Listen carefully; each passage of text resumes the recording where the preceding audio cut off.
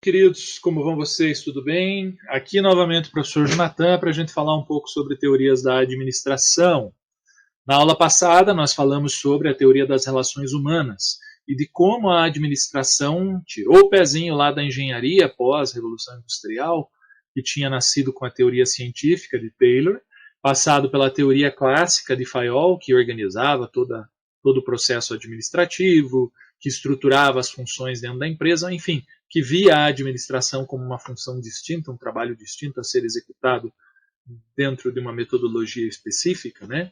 Que para mim é uma teoria mais madura ainda que a própria teoria de Taylor, embora, deixa eu deixar bem claro, a teoria de Taylor aplicada às operações, ao chão de fábrica, digamos assim, que estuda a melhor forma de se executar tarefas, é uma teoria válida até hoje. As teorias se complementam. Ao estudar a administração da produção, por exemplo, nós temos que estudar lá os tempos e movimentos, a racionalização do trabalho, a decomposição de uma tarefa, e saber o tempo que leva, botar o cronômetro no esquema, né, e saber o tempo que leva para executar uma tarefa da forma mais eficaz possível, até para poder calcular custo de mão de obra direta ou capacidade produtiva da empresa. Enfim, é uma teoria que pode parecer primitiva, assim, da forma que eu estou falando, mas todas elas são válidas.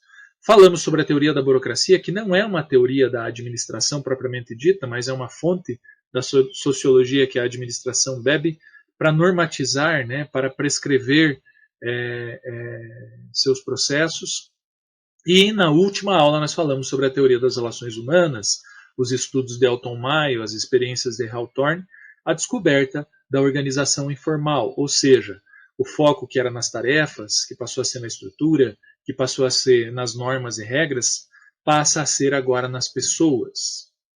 Foi a primeira teoria a abandonar aqueles princípios prescritivos, mecanicistas das teorias anteriores e começar a pensar nas necessidades das pessoas, né? A pensar no que que as pessoas não são apenas movidas por necessidades financeiras, e sim por outras tantas necessidades que influenciam a sua produtividade. Na esteira da teoria das relações humanas, nós vamos agora estudar uma nova teoria, a chamada teoria comportamental, né, que é uma teoria mais madura até que a própria teoria das relações humanas, e que também é uma teoria que não foi criada para a administração, é uma fonte da qual a administração bebe, né?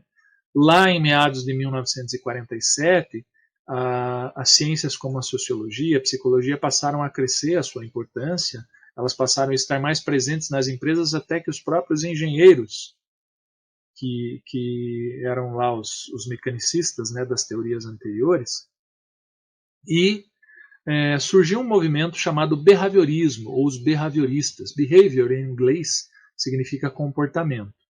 Assim como, vou tentar explicar melhor isso para vocês.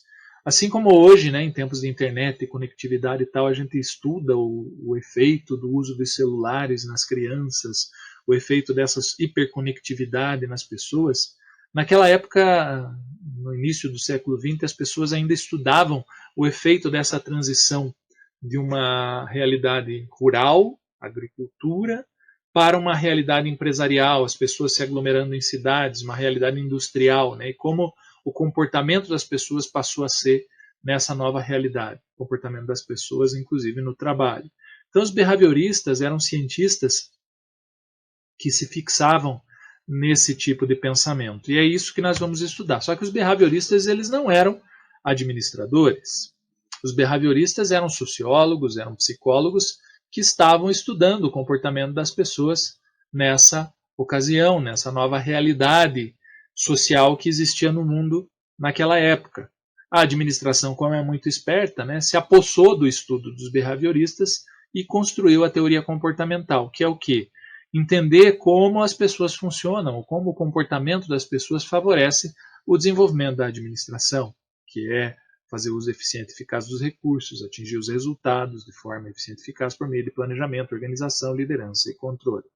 Então, primeira coisa, enquanto as teorias anteriores elas se preocupavam com o resultado apenas das decisões e não de como se formava o processo decisório, essa teoria comportamental se preocupava com isso, como as pessoas decidiam, quais os limites da racionalidade das pessoas, né? Aquela racionalidade imposta pelas teorias anteriores, quer dizer, o homo economicus, as pessoas trabalham por dinheiro e só, né? É difícil, talvez, até num primeiro momento isso entrar na nossa cabeça, porque muitos devem estar pensando aí, professor, mas se não for pelo dinheiro, eu nem saio de casa para trabalhar, né? Nós temos uma sociedade capitalista muito fundamentada nisso. No entanto, gente, eu conheço, por exemplo, um monte de gente que está bem empregado, que ganha bem e que não está produzindo o seu máximo no trabalho, que está insatisfeito, que está infeliz, né? Que vive um momento ruim na vida, que influenciam o desempenho humano no trabalho. Não apenas isso, é só você pensar, você faria qualquer coisa, qualquer trabalho, desenvolveria qualquer atividade por dinheiro? Pensa. Algo que sacrificasse a sua vida em troca do sustento, por exemplo, ou algo que fosse contra os seus princípios morais e éticos, ou algo que ferisse a sua integridade física e mental. Não. Né? Cada indivíduo é um indivíduo, tem a sua forma de ver as coisas.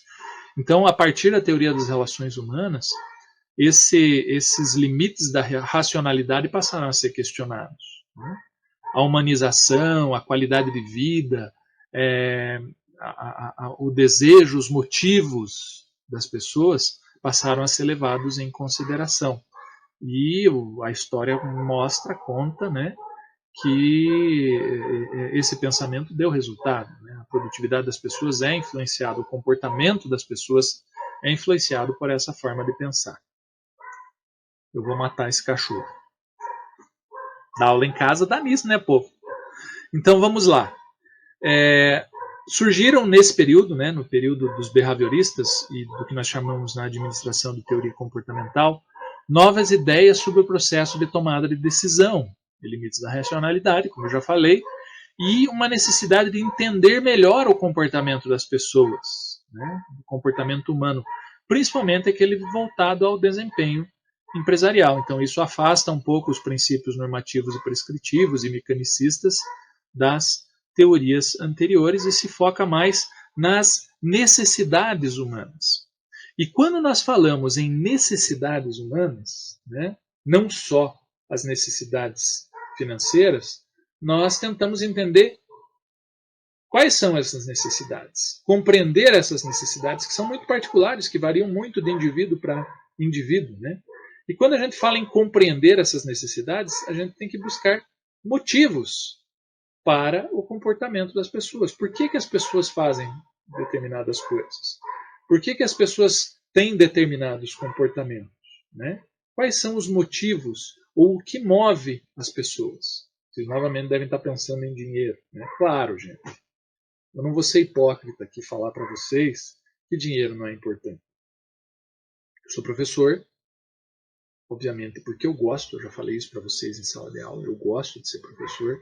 Eu acho que a pessoa que não gosta de ensinar, ela não deve ser professor, até porque por dinheiro existem outras opções até melhores, né, do que isso. Mas o que eu quero dizer assim, é que para que a pessoa faça esse trabalho bem feito, ela tem que ter uma determinada paixão por isso. O que não significa que eu vá fazer isso de graça. Né? A gente tem necessidades físicas, a gente tem uma série de outras necessidades que podem ser resolvidas com o dinheiro. Então, assim, não sou contra o dinheiro, não sou contra o capitalismo.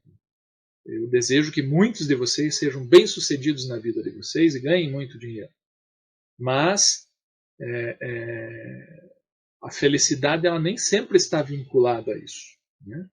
Eu espero que vocês tenham bastante dinheiro e que saibam usar corretamente esse dinheiro para atender às suas necessidades, principalmente aquelas que a maioria da população brasileira não tem atendida, mesmo pagando os seus impostos em dia, né? Mesmo fazendo tudo como deveria ser feito e o governo não faz a sua parte. Nós vivemos um momento de revolta política por conta disso acontecendo. Então, o que eu quero dizer é que o dinheiro ele não deve ser o foco do sucesso das pessoas. O sucesso envolve realização pessoal, envolve uma série de outros fatores, e o dinheiro acaba sendo uma consequência desse sucesso. Se você é bem sucedido no que você faz, se você entrega esse valor para a sociedade onde você vive, fazendo isso bem feito. E normalmente eu nunca vi ninguém ser bem sucedido em algo que não fizesse com paixão, né? Que não acreditasse naquilo que faz. Você obtém como resultado o dinheiro, as recompensas financeiras, né? Então, não que ele deva ser uma medida de sucesso, mas ele é uma consequência do sucesso. Eu vou deixar um vídeo para vocês no Classroom, inclusive com um trabalhinho lá, uma atividade, que questiona mesmo essa questão do dinheiro traz a felicidade. Fala da habituação, né? Como as pessoas se acostumam com o que é bom e nunca estão satisfeitas, sempre querem mais. Então é um vídeo bem interessante, depois eu deixo lá, vocês olhem lá. Mas voltando ao nosso assunto aqui, quando nós falamos em estudar os motivos, compreender os motivos das necessidades humanas, do trabalho, da sociedade, nós falamos de uma coisa que é um assunto muito batido, muito repetitivo no meio empresarial, que é a motivação. A motivação humana é um dos focos dos estudos dos behavioristas, um dos focos do estudo da teoria comportamental. O que é motivação? Pensa. O que vocês compreendem, o que vocês entendem por motivação? Motivação é um traço pessoal que algumas pessoas têm, outras não têm, né? O estudo da motivação humana foi o grande divisor de águas aí na administração e o foco do trabalho desses caras feios que vocês estão vendo aí. Tá?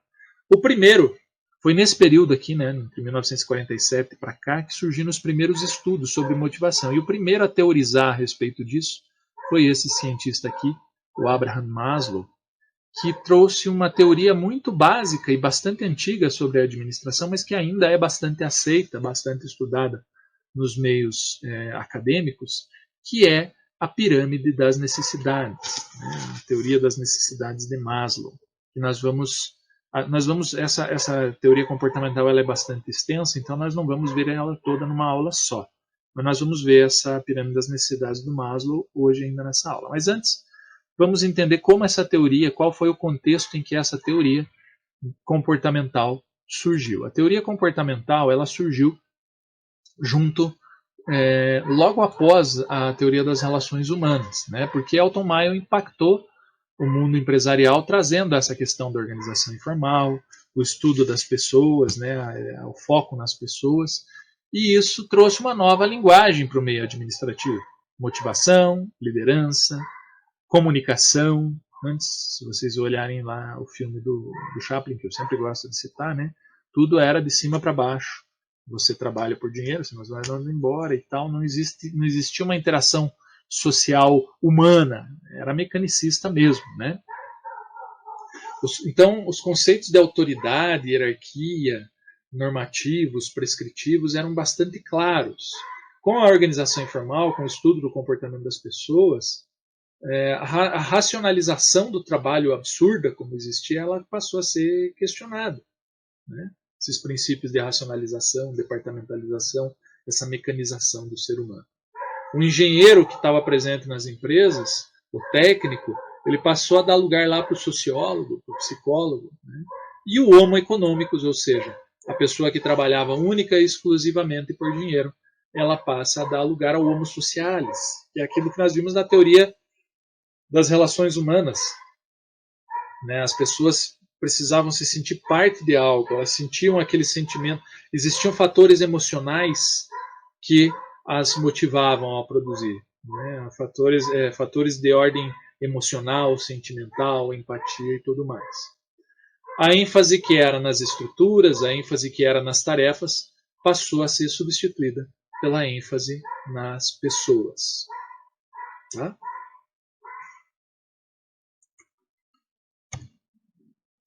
Muito bem, então vamos falar um pouco sobre motivação humana. Um dos principais fatores que influencia o trabalho, de acordo com a teoria comportamental, é a motivação humana. Como vocês compreendem a motivação humana? Bom, a primeira coisa que nós temos que levar em consideração é que o ser humano, eu gosto de dizer que nós somos vagabundos por natureza. A gente sempre é natural esse ser humano. A gente sempre busca a nossa zona de conforto. Eu digo que no primeiro dia de aula estavam todos vocês lá sem conhecer um ao outro na sala e Cada um escolheu o seu lugar para sentar na sala, que se sentia mais à vontade. Alguns mudaram de lugar ao longo dos dias. Em questão de uma semana, cada um tinha o seu lugar. E se um dia você chega um pouquinho atrasado na aula e encontra alguém sentado no seu lugar, você diz, aí é meu lugar. Não tem nada escrito determinado que seria assim. Mas por quê? Nós buscamos a nossa zona de conforto. Nós buscamos a região, seja social, física, como for, isso é natural do ser humano, onde nos sentimos mais confortáveis. Né? E para a gente sair dessa zona de conforto, precisa de um fator que nos cause desconforto, que nos cause uma tensão. Como no dia da prova o professor manda você sair do lugar, você sai protestando. Né? Algo que nos obrigue a sair dessa zona de conforto. O que isso tem a ver com motivação? A motivação é assim. Todas as pessoas são motiváveis. Quando eu pergunto em sala de aula o que é motivação, não é raro os alunos sempre responderem com coisas positivas. Ah, é uma recompensa, professor. Ah, é um reconhecimento. Ah, é isso. Correto. Não está errado. Mas, tecnicamente, a motivação pode incluir coisas ruins também. Você faz algo, você tem um determinado comportamento em busca de uma recompensa, mas você também tem um determinado comportamento para fugir de uma punição ou de uma coisa ruim. Né? Às vezes você faz algo que não quer fazer para não ser mandado embora. Tá certo? Isso também é motivação. Ou seja, qualquer coisa que nos tire da nossa zona de conforto, que nos dê um motivo para a gente agir de uma forma diferente. Perceberam? Motivação, motivo para a ação. Qualquer coisa que faça isso faz parte do processo motivacional. Então, assim, vamos partir do princípio que todo comportamento humano é causado por estímulos internos ou externos. Ou você resolve dentro de você que aquilo não pode continuar mais e que você tem que fazer algo a respeito, né? Ou algo externo te convence disso. Né? Algo, como eu te falei, a possibilidade de uma recompensa ou a possibilidade de você escapar de uma punição, de uma coisa ruim. Isso é externo, é algo que você não pode controlar e que te força a sair da tua zona de conforto. Tá? Todo comportamento é motivado e orientado para algum objetivo. Tá? Embora às vezes a gente faça algumas coisas que a gente não entende muito bem por que fez, em geral, todo o nosso comportamento tem um objetivo. Ou, como eu já falei, para fugir de uma coisa ruim ou para buscar uma recompensa. Então, em todo comportamento existe um impulso, um desejo, uma necessidade e uma tendência. Se vocês observarem esse desenho aqui, ele representa o ciclo motivacional. Quando você está em equilíbrio, você está na sua zona de conforto. Né? Aí vem um estímulo, um incentivo, algo que faz com que você se perturbe, que você se sinta desconfortável. Né? Alguma coisa que te obriga a não ficar mais naquela zona de conforto. A partir daí surge uma necessidade. Eu tenho que sair daqui porque alguma coisa ruim vai acontecer. Ou eu preciso sair daqui porque vai acontecer alguma coisa boa se eu sair daqui. Né? Uma recompensa. Você vê todo mundo saindo em busca de uma recompensa, você, eu vou ficar aqui? Não, eu vou também para pegar a minha parte desse bolo. Tá? Essa necessidade que surge, não necessariamente você saiu do lugar ainda, mas isso gera uma tensão, um desconforto, que por sua vez vai gerar um comportamento, uma ação, que somente quando você fizer esse comportamento, essa ação, você vai, atingindo o objetivo, você vai poder voltar para a sua zona de conforto. A questão é que existem, às vezes, barreiras entre o resultado que você quer atingir e o seu comportamento ou ação. Muitas vezes isso acontece. Né? Essas barreiras são várias. São as dificuldades, que representam muitas vezes desafios. Se tudo fosse fácil, né? Nós não precisávamos ficar na zona de conforto. Se tudo que acontecesse fosse confortável nas nossas vidas, né? Que não é, obviamente, a maioria não é, nós não precisávamos dessa busca pela zona de conforto. Isso vem desde que o ser humano é ser humano. Né? Ele enfrenta os perigos lá da selva, da vida primitiva dele para se manter vivo. E até hoje é assim. Nós temos esse instinto, só mudou um pouco. As ameaças físicas passaram a ser mais ameaças sociais, que sempre acabam em ameaça física. Se você fica desempregado, você não pode pagar as contas. Podendo pagar as contas, no limite você pode ficar sem sustento, sem alimentação, sem teto, sem educação, sem uma série de coisas. Então, todos nós, seres humanos, somos movidos pelo mesmo mecanismo. Alguém diz assim, essa pessoa tem motivação, aquela ali não tem. Não existe isso. Essa pessoa é muito desmotivada. Não é que ela seja desmotivada. É que o que motiva a maioria das pessoas não motiva ela. Né? Você já teve aquele amigo que te convida para fazer um programa de índio no final de semana, para visitar um museu de aparelhos eletrônicos antigos? Esse sou eu, né? Que gosta dessas coisas. O amigo diz, pô, cara, isso é programa de índio, isso é coisa para você, eu quero ir pra balada, quero tomar uma cerveja, quero sei lá o quê. Né? Cada um tem o seu. Então o que motiva um não motiva o outro. Tá certo? Não existe uma pessoa desmotivada, ela só não tem os estímulos iguais aos dos outros ou não está tendo os estímulos corretos. Daí a grande dificuldade de liderar equipes, gente. Daí a grande dificuldade de liderar pessoas numa empresa, porque você tem que pegar um monte de gente diferente, que pensa diferente, com motivos para a ação, motivações, né, diferentes, expectativas diferentes, desejos diferentes, e colocar na mesma direção. Né?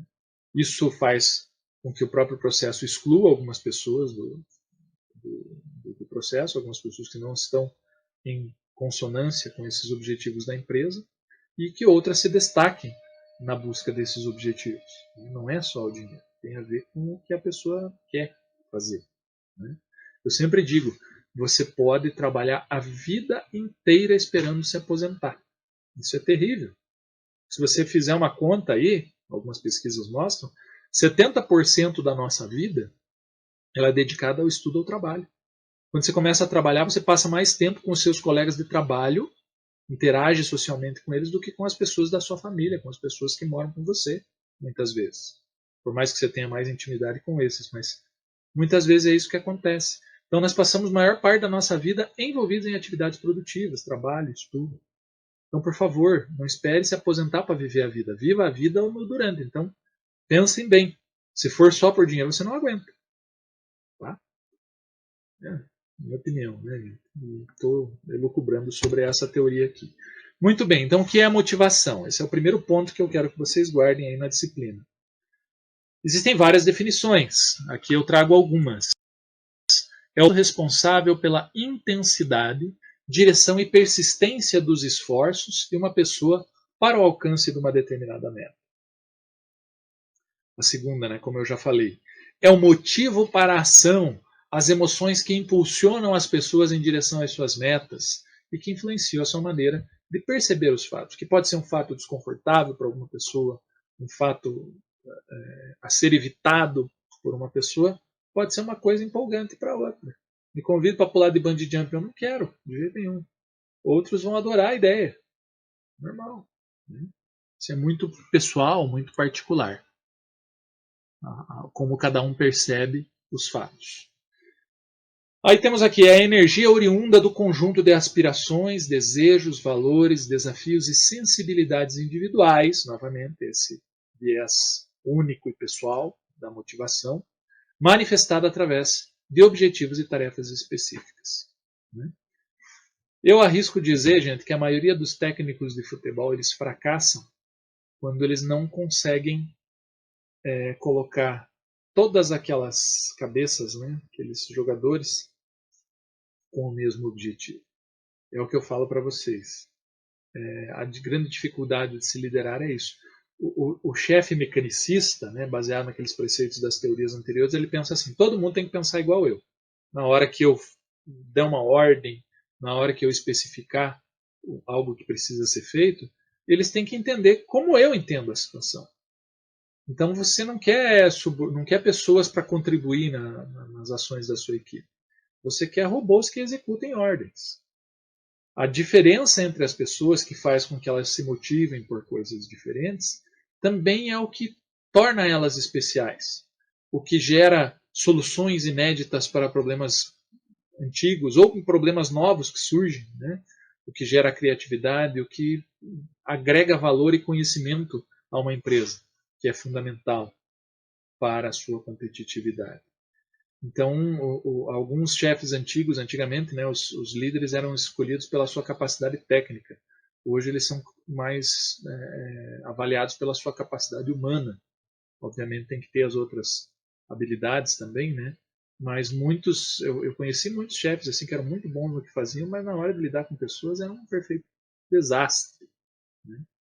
Isso a gente já falou sobre habilidades humanas e tudo mais, mas estar atento a esses valores, sensibilidades individuais, capacidades individuais é bastante importante na hora do exercício da administração, da liderança. Nós vamos falar sobre liderança ainda debaixo desse tópico da teoria comportamental. Então aqui eu trouxe para vocês algumas definições de motivação, aqui tem mais uma, que é bem simples e interessante também, que é o resultado da interação do indivíduo com a situação. As pessoas diferem quanto às suas tendências motivacionais básicas, mas não é um traço pessoal, que alguns têm e outros não. Tá? Então, novamente, aqui eu tenho um quadrinho que mostra, né, como é que é o ciclo motivacional, só um desenho diferente daquilo que eu já mostrei para vocês. Né? E ele é um ciclo mesmo. É preciso tomar certos cuidados em relação principalmente quem está à frente de uma equipe e vai estabelecer objetivos e metas a serem alcançados por essa equipe, levando em consideração essas individualidades que eu citei aqui no ciclo motivacional, é preciso cuidar para não estabelecer objetivos muito inatingíveis. Porque o ser humano, uma vez que ele sai da zona de conforto, né, que inicia-se o ciclo motivacional, ele só vai encontrar paz no coração quando ele atingir o objetivo. Se você estabelece um objetivo muito inalcançável, o que acontece? O que acontece com nós quando a gente busca uma coisa incansavelmente e não consegue atingir? A gente se frustra. E essa frustração pode se manifestar de várias formas. E essas várias formas que a frustração se manifesta no ambiente de trabalho podem ser nocivas ao desempenho da equipe, podem ser nocivas ao desempenho, ao processo como um todo, né, à competitividade da equipe como um todo. Por exemplo, se você não consegue atingir o objetivo e a tua frustração se manifesta da seguinte forma: eu não queria mesmo. Né? Ou o mais comum, colocar a culpa em alguém do teu fracasso. Isso é do ser humano, a gente faz isso. Não consegui atingir o objetivo, mas foi por causa disso, daquilo, foi por causa do professor, foi por causa do coleguinha, foi por causa disso, daquilo. Está entendendo? Por que isso é ruim? Porque isso contamina o ambiente de trabalho, gera conflitos, né? Baixa o desempenho da equipe no geral. São situações a serem evitadas. Então, existe uma psicologia, não é a minha área, né, mas a psicologia fala de uma série de efeitos colaterais, né, de um ciclo motivacional interrompido, podemos chamar assim. E todos eles, na sua maioria, são prejudiciais ao desempenho da equipe. Vamos adiante. Muito bem. Focando aqui na teoria comportamental ou behaviorista. Os behavioristas, como eu falei, não eram administradores, mas eram cientistas que tentaram resolver aquele problema naquela época, aí, pós-1947, em busca da explicação da nova realidade do comportamento humano naquela ocasião. A administração se apossou desse conhecimento e trouxe para dentro das empresas, né, ainda num período clássico, pós-pré-clássico ali. Então, alguns consideram um desdobramento da teoria das relações humanas, mas que não concordava totalmente com ela, também se opunha a ela. Porque a teoria das relações humanas tinha aquele contexto da produtividade, e os behavioristas estavam mais preocupados com o ser humano em si. Tá? Das teorias da motivação, a primeira, mais antiga e mais aceita e mais estudada até hoje, é a pirâmide das necessidades de Abraham Maslow. Aí está a pirâmide que eu já falei para vocês. Tá? Maslow era um cientista que dizia que as nossas necessidades elas obedecem, diz, né? Não existe mais, mas essa teoria ainda é aceita. O que é uma teoria, gente? É algo que não é comprovado. Até que surja um fator novo, nós nos apegamos a essa teoria para explicar alguma coisa. Né? Então ainda é uma teoria, não é algo que seja capaz de ser comprovado com experimento e tal, mas complementa o estudo, por exemplo, da motivação humana, até que se descubra ou se teorize algo melhor, mais plausível. Então vamos lá. A pirâmide das necessidades de Abraham Maslow. Maslow diz que nós seres humanos somos movidos, somos guiados por uma pirâmide de 5 camadas. Deixa eu abrir uma pausa aqui no parênteses. Essa é a minha explicação da pirâmide das necessidades de Maslow. Eu não sou psicólogo, eu sou administrador. Tá? Se vocês falarem com a professora Anabela, por exemplo, que é da área de psicologia, ela vai dar uma explicação muito mais completa e muito mais voltada para a psique, para a questão humana e tudo mais. Eu vou lançar a minha visão de administrador sobre isso, que é o que eu estou ensinando para vocês. Tá? Então, embora alguma coisa possa ser questionável, embora eu não tenha um domínio absurdo ou absoluto dessa teoria, eu estou repassando para vocês como isso é visto e como isso é aplicável dentro da ciência que eu estudo.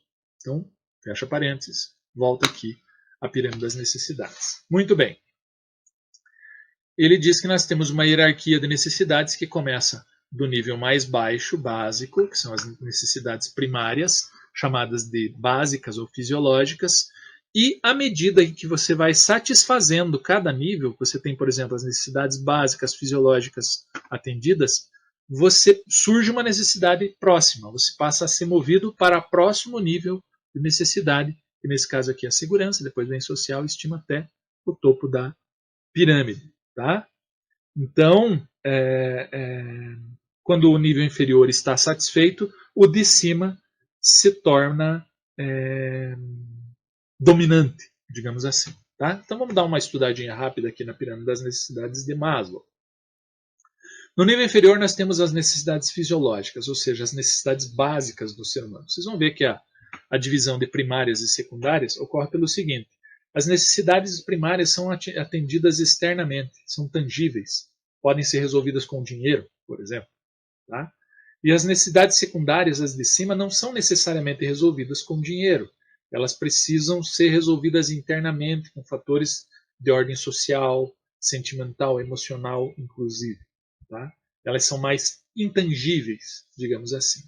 Mas, começando do básico, se nós não temos onde cair morto, se nós não temos ar para respirar, não temos água para beber, não temos comida para comer, não temos um mínimo de dignidade para fazer as nossas necessidades, não podemos dormir, né? Inclusive o sexo está listado aí como necessidade humana básica, o que me lembra uma ocasião em que eu fiz uma questão na prova sobre as pirâmides de Maslow e o aluno respondendo sobre as necessidades fisiológicas, ele respondeu assim: são as necessidades elementares, básicas do ser humano, como ar, sexo, água, sexo, comida, sexo, excreção, sexo, sono, sexo, homeostase, sexo. E aí eu percebi que ele estava pensando em alguma coisa. Né? Mas é incluído, brincadeiras à parte, é incluída aí a questão do sexo como necessidade básica, ou seja, aquilo que todo ser humano precisa, ar, água, comida, para ter um mínimo de dignidade na sua existência. Né? Para ter um mínimo de dignidade, um teto sobre sua cabeça, roupas para se manter aquecido. Né? É o básico. E são essas necessidades que você atende com um emprego, por exemplo, por mínimo que seja. Certo? Quando você tem essas necessidades atendidas, vocês vejam como essas necessidades são importantes. Né? Nós, ao vir ao mundo como bebês, nós dependemos dos nossos pais para ter a maioria dessas necessidades atendidas. Não somos autossuficientes como elas. Então, uma vez atendidas as necessidades básicas ou fisiológicas, nós somos movidos pelas necessidades seguintes, que é a segurança. Necessidades de segurança física, material e moral, que é o quê? Garantir a nossa integridade física, garantir a nossa integridade mental, né? Se assegurar de que nenhum mal físico ou mental vai nos sobrever, ter aonde correr em caso de necessidade de saúde. Essas necessidades que hoje nós também questionamos tanto, países desenvolvidos, por exemplo, oferecem minimamente para os seus cidadãos segurança, né? Assistência médica, educação. Isso seria o básico, né? Necessidade primária, além das fisiológicas. E hoje, infelizmente, no nosso país, a gente ainda luta, né, para que isso esteja disponível para todo mundo. Ainda são necessidades tangíveis, de alcance material, né? Mas, digamos assim, enquanto nas necessidades fisiológicas nós podemos até criar um sistema de prazos para isso. Você precisa de ar, água, comida, abrigo, etc. As necessidades de segurança é a garantia de que você vai ter isso sempre, né? Não é a comida que você tem que arranjar hoje, daí amanhã já é outro dia. A segurança ela te dá uma certa segurança para saber que as suas necessidades fisiológicas serão atendidas a longo prazo. Ninguém para pensar, né, em passar fome, em não ter o que beber, nada disso. Então essas são as necessidades básicas que movem as pessoas de acordo com a hierarquia das necessidades de Maslow. Passando então agora para a transição das necessidades primárias para as necessidades secundárias. Uma vez que você tem suas necessidades básicas fisiológicas atendidas, que você tem as suas necessidades de segurança atendidas, o que poderia ser, por exemplo, conseguido com um bom emprego, você passa a ter necessidades sociais. Vejam que elas passam agora a ser mais intangíveis. Essas necessidades sociais estão relacionadas a amor, afeto, comunicação, amizade, ser parte de um grupo social. Nós, seres humanos, somos seres sociais, né? Os primatas, em geral, não são solitários. Vivem em sociedade. Então, nós temos essa necessidade de pertencer a um grupo de igual a nós. Vejam como isso é verdade. Quando uma pessoa bate lá na tua casa, né, você atende ela, um desconhecido, uma maltrapilha, a pessoa às vezes suja, mal vestida, ela pede um prato de comida porque ela não tem o que comer. Muitas vezes nós damos esse prato de comida para se livrar da pessoa, para que ela vá embora, né? Dificilmente nós vamos convidar ela para entrar, vamos dar um banho nela, vamos botar ela na mesa junto com a nossa família para comer, ou vamos perguntar se ela não tem onde morar e deixar ela dormir na nossa casa. Dificilmente, né? São pessoas que estão nesse nível de necessidades primárias, é que elas estão à margem da sociedade. Elas não são bem aceitas socialmente, por mais que, às vezes, não seja culpa delas, essa ausência de atendimento dessas necessidades básicas. Quando nós temos essas necessidades primárias atendidas, nós queremos ser parte, queremos ser aceitos como membros da sociedade. Nós queremos que as pessoas nos aprovem, né? Nos vejam como similares, como iguais. E isso vem por meio de sentimentos como amor, afeto, comunicação, amizade, então tudo que está aí. Tá certo? Bom, uma vez atendida essas necessidades sociais, nós passamos a ser movidos pelo próximo nível, que são as necessidades de estima, que tem a ver com autoestima, com confiança, com você se olhar no espelho e dizer assim, eu sou demais, né? Autoconfiança, autoestima, ter respeito das outras pessoas. Quer dizer, além de você fazer parte de uma sociedade, você quer ser alguém respeitado nessa sociedade, alguém que tenha valor nessa sociedade. É isso que a gente busca quando atinge esse nível da pirâmide. Estão entendendo? Isso envolve questões como status, um cargo importante, né? Enfim, acho que deu para entender. E aí, o último nível da pirâmide, que é a autorrealização ou a realização pessoal. A autorrealização significa você atingir teu próprio potencial, que muitas vezes você nem sabe qual é o teu potencial, mas você ser capaz de realizar tudo que você é capaz de realizar, né? E aí vão surgir barreiras, dificuldades, a portinha é muito estreita, tem muita gente fazendo isso bem, muito termo de comparação e tal, mas quando você atinge a sua autorrealização, que é uma coisa difícil, né? Não são todos que chegam até esse nível. Na verdade, os níveis superiores, os dois últimos níveis da pirâmide, não é para todo mundo, não. Eu desejo que seja para todos vocês que estão me ouvindo aí. Mas são mais difíceis de atingir, principalmente num país como em que o que nós vivemos hoje exige um esforço um pouco maior para isso, né? Não é para todo mundo. A porta, como eu falei, é bastante estreita. Então a realização pessoal é aquela coisa que muitas pessoas, quando você pensa numa pessoa assim que já morreu ou que foi uma grande pessoa, esse final de semana, ídolos, vamos falar em ídolos. Meu ídolo no esporte foi Ayrton Senna. Esse final de semana até passou uma corrida dele lá na TV por conta da pandemia, né, exibido e tal. Eu vi aquilo, me emocionei, lembrei de uma época da minha vida muito boa e disse para mim mesmo, puxa vida, esse cara não devia ter morrido, porque esse cara deixou um legado, era muito bom e tal, tal, tal.